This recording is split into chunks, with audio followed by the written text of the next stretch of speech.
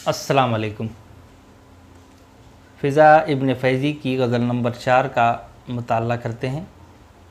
यकम जुलाई 1923 को मऊनाथ भंजन आज़मगढ़ उत्तर प्रदेश में पैदा हुए और 17 जनवरी 2009 को अपने ही वतन में इंतकाल कर गए। फ़िज़ा एक ऐसे शायर थे जो ज़माने की हिस्सासियत और एक पुख्ता क्लासिकल शऊर यानी मिजाज के एतबार से बहुत सेंसिटिव अंदाज में इनकी शायरी पाई जाती है और जो इनका सेंस था वो क्लासिकल तौर पे बहुत स्ट्रॉन्ग था और इनकी शायरी पे जो फ़िक्र मिलती है वो बयानिया तौर पर हमारे सामने नज़र आती है। इनकी शायरी का मजमुआ कलाम जो शाया हुआ है उसका नाम है पसे दीवार हर्फ, जो बहुत ज़्यादा मशहूर व मारूफ़ है।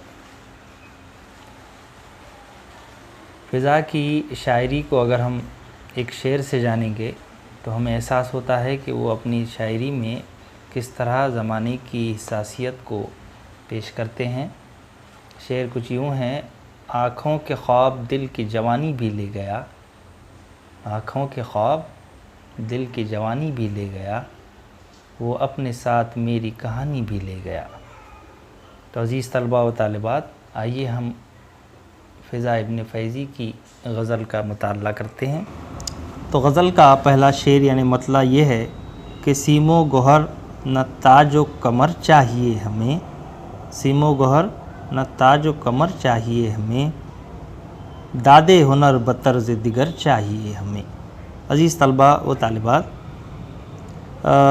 असल में सीम व गौहर यानी कि उसको कहते हैं जो बहुत कीमती मोती होता है। अमूमन मछली के मोती के नाम से भी जो है वो मशहूर है। ताजो कमर यानी कि पगड़ी भी कह सकते हैं उसे, दस्तार भी, एजाज़न जो पहनाई जाती है उसे कहते हैं और दस्तार भी कहते हैं। और बतर्ज़ दिगर यानी कि मुख्तलिफ़ अंदाज में या मुख्तलिफ़ तौर तरीक़े से। तो अज़ीज़ तलबा, इसकी हम तफ़हीम की तरफ बढ़ते हैं। शायर कहना चाहता है कि हमें हमारी हुनर की तारीफ़ व सताइश यानी कि हमारी तारीफ़ की अगर दाद देना ही है तो इसका तरीक़ा ये ना हो कि हमको ताज कमर यानी किसी मनसब या एज़ाज़ से नवाज दिया जाए या कोई कीमती गौहर अता किया जाए। हमारे हुनर का मीज़ान यह बदला तो ये होना चाहिए कि हमें हमारे फ़न की दाद, जो फ़न है हमारा तकाज़ा करता है, उस अंदाज़ में दाद देनी चाहिए। हमें इन चीज़ों में नहीं तोलना चाहिए। तो बच्चों, दूसरे शेर की जानिब चलते हैं। शेर यूँ है, ज़ख्मों से चूर चूर हैं सबकी बसीरतें, ज़ख्मों से चूर चूर हैं सबकी बसीरतें, किससे कहें शऊर नज़र चाहिए हमें। तो अज़ीज़ तलबा, इसमें एक मुहावरा इस्तेमाल किया गया है, चूर चूर होना, यानी बहुत ज़्यादा थक जाना या मग़मूम होने से भी इसकी मुराद ली जा सकती है। और बसीरत एक लफ्ज़ इस्तेमाल किया गया है। बसीरत दरअसल ऐसी आँख जो गहरी नज़र रखती हो उसे बसीरत कहते हैं, यानी कि दिल के अहवाल को या हाल को जानने वाली आँख को भी बसीरत कहते हैं। और शऊर नज़र यानी कि वो नज़र जो समझ बूझ रखती हो, समझ रखने वाली नज़र को भी शऊर नज़र कहते हैं। तो अज़ीज़ तलबा, इसकी तफ़हीम की तरफ बढ़ते हैं। शायर इस शेर में कहना चाहता है कि वो बहुत ज़ख्मों से चूर चूर हैं, यानी वो ज़ख्म जो बाज़ाहिर इतने गहरे नज़र नहीं आते लेकिन अंदरूनी तौर पर वो बहुत गहरे हैं।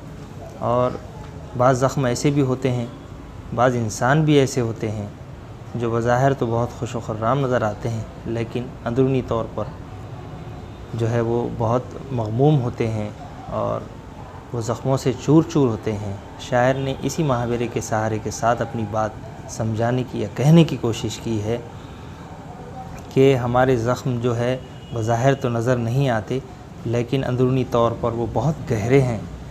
शायर कहना चाहता है कि हम को जो भी देखता है वो खुशहाल ही पाता है। हमारा हाल देखता है तो हमें समझता है कि हम बहुत खुश खुर्रम हैं, लेकिन अगर हमारा हाल वाकई अगर देखना चाहता है तो اس کو چاہیے کہ وہ بصیرت کی آنکھ سے دیکھے، یعنی کہ دل کی آنکھ سے دیکھے، اور دل کی نگاہ ہی ہمارا احوال جو ہے وہ بتائے گی، اور ہمارے احوال کا اس کو پتہ چلے گا۔ ایسی آنکھ والا، شعور نظر والا ہی ہمارے احوال کو جان سکتا ہے۔ بظاہر آنکھیں ہمیں دیکھ تو سکتی ہے لیکن محسوس نہیں کر سکتی۔ شعر ہے رہروان شوق کو یہ باک پن بہت، ہے رہروان شوق کو یہ باک پن بہت، چہرے پہ بس غبار سفر چاہیے ہمیں۔ تو بچوں، رہروان شوق یعنی رہروان قائد کو یا لیڈر کو کہتے ہیں، اور غبار سفر یعنی سفر کی دھول۔ شاعر اس شعر میں آج کل کے قائد یا لیڈروں کی طرف اشارہ کرتے ہوئے کہتا ہے کہ آج کل کے قائد اپنی وزاداری کے انداز کا دوہرا معیار رکھتے ہیں، یعنی وہ عملاً کچھ اور ان کا باطل کچھ اور، یعنی ظاہر سے کچھ اور ہوتے ہیں جو دکھاوا ہوتا ہے، اور باطن ان کا جو ہے وہ صاف و شفاف نہیں ہے۔ ایسا بھی نہیں ہے کہ تمام لوگوں کی یا تمام رہنماؤں کی شاعر بات کرتا ہے، کچھ ایک تجربات جو اس کے درپیش گزرے ہیں شاعر اس کے احوال کو پیش کرتا ہے۔ تو شاعر یہاں کہنا چاہتا ہے کہ اپنے وزاداری کے انداز کا کچھ لوگ جو ہے دوہرا معیار رکھتے ہیں، تو وہ کسی کام کو نمائش یا دکھاوے سے زیادہ نہیں چاہتے، یا کچھ کام کرنا چاہتے ہیں تو اس کی جو ہے ستائش ہو، جیسا کہ آج کل ہم دیکھتے ہیں کہ بھی کچھ کام کی اوپننگ ہوئی یا کوئی جو ہے نیا پروجیکٹ لانچ ہوتا ہے تو تصاویروں کا سلسلہ یا پھر سوشل میڈیا پہ تصاویروں کا سلسلہ ڈالنا جو شروع ہو جاتا ہے، اس کی طرف بھی جو ہے اشارہ شاعر کرنا چاہتا ہے کہ معمولی کام کے لیے ستائش انسان تھوڑی تھوڑی، عمل کے لیے اپنی تعریف و توصیف چاہتا ہے، اور جو ہے خود نمائی کا وہ سفر جو ہے ڈھونگ پیٹتے بیٹھتا ہے، یا پھر اس کا جو ہے ناٹک شروع ہو جاتا ہے۔ تو شاعر رہروان کو یہ شوق جو ہے کی طرف اشارہ کرتا ہے کہ آج کل کے قائدوں کا یہ شوق ہو چکا ہے کہ وہ جو ہے اپنی باکپن اور ٹیڑھے رویے سے، ٹیڑھی روش سے جو ہے چل رہے ہیں۔ اصل مقصد تو یہ ہے کہ اگر قوم کا واقعی فائدہ ہونا چاہیے تو اسے دکھاوے کی ضرورت نہیں ہوتی۔ تو آج کل کے قائد جو ہے بس غبار سفر جو ہے اپنے چہرے پہ لیے پھرتے ہیں، اور جو ہے جو کام ان سے سرزد ہونا چاہیے، یہ اصل کام جو ان کا ہے وہ کام سے بہت دور نظر آتے ہیں۔ شاعر کی ایسا مراد ہے۔ شعر ہے تم شوق سے خلاؤں کی پیمائشیں کرو، اپنی زمیں پہ راہ گزر چاہیے ہمیں۔ خلا یعنی کہ اسپیس کو کہتے ہیں، اور پیمائش یعنی گننا یا ناپنا تولنے کو بھی کہتے ہیں۔ شاعر یہاں پر ان لوگوں کی طرف اشارہ کیا ہے جو اہل اقتدار ہیں۔ اقتدار والے لوگ دراصل خلاؤں کی پیمائشیں کرتے نظر آتے ہیں، جیسا آپ بھی دیکھتے ہیں آج کل کے ماحول میں ہمارے صاحب اقتدار لوگ زمینی لوگوں کی حقیقت سے دور ہو کر خلاؤں کی پیمائشیں کرتے ہیں، اور زمین پر رہنے والے لوگوں کا احوال حال جاننے سے قاصر ہیں۔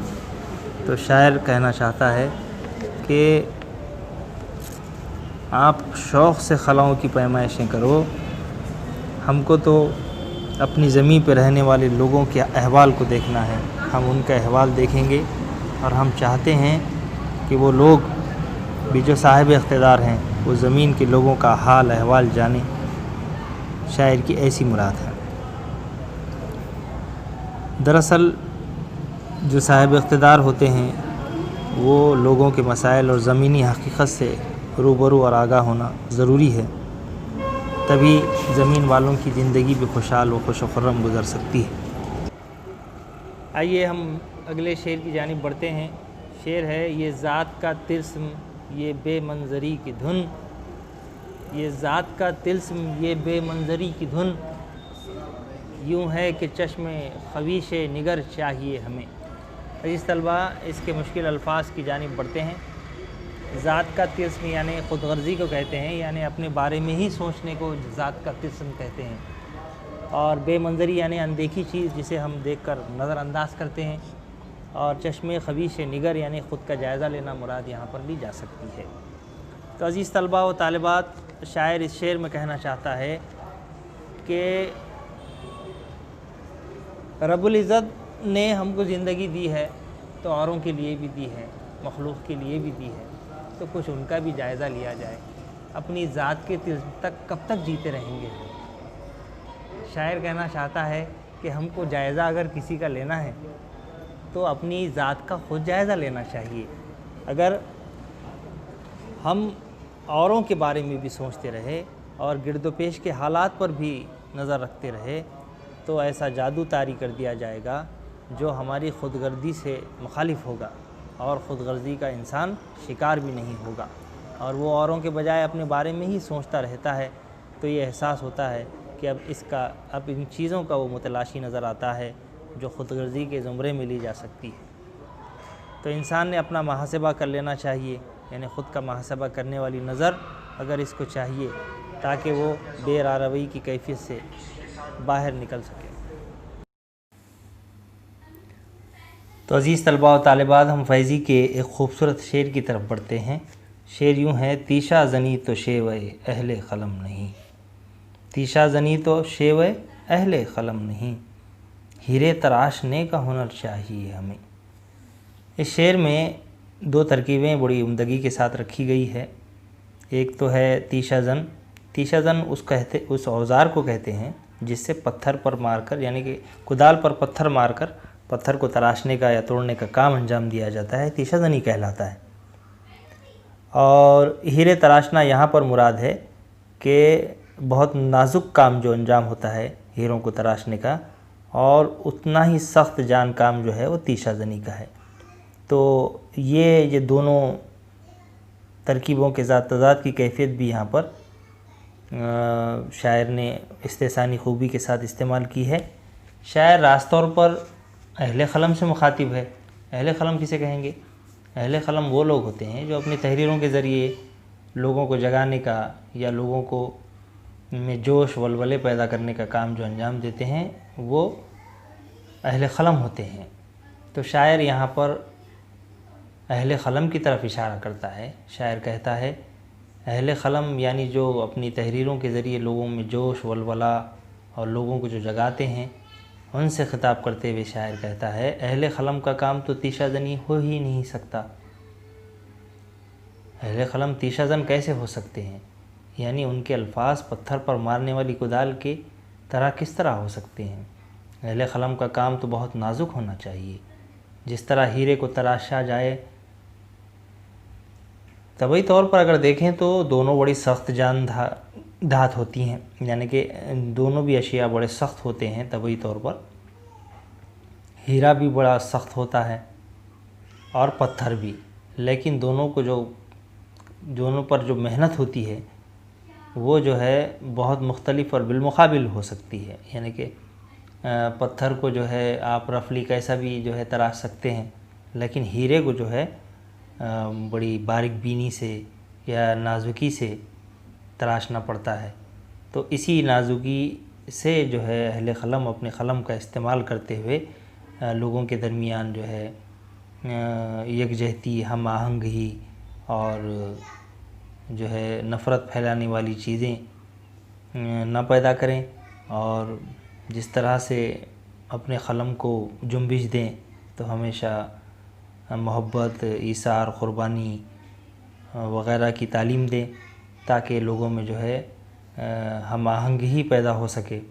تو شاعر جو ہے اہل قلم سے راست طور پر یہی جو ہے اشارہ کرتا ہے کہ اہل قلم کا کام تیشہ زنی نہیں بلکہ ہیرے کو تراشنے کا کام ہونا چاہیے، اور اگر تیشہ زن ہو بھی گئے ہیں تو اپنے طریقے کو وہ بدل کر ہیرے کو تراشنے کا کام انجام دیں، اور اپنی تحریروں کو جو ہے لوگوں کو جگانے، جوش ولولہ پیدا کرنے اور آپسی منافرت کو مٹانے، محبت اور اخوت کو پیدا کرنے کا کام انجام دیں۔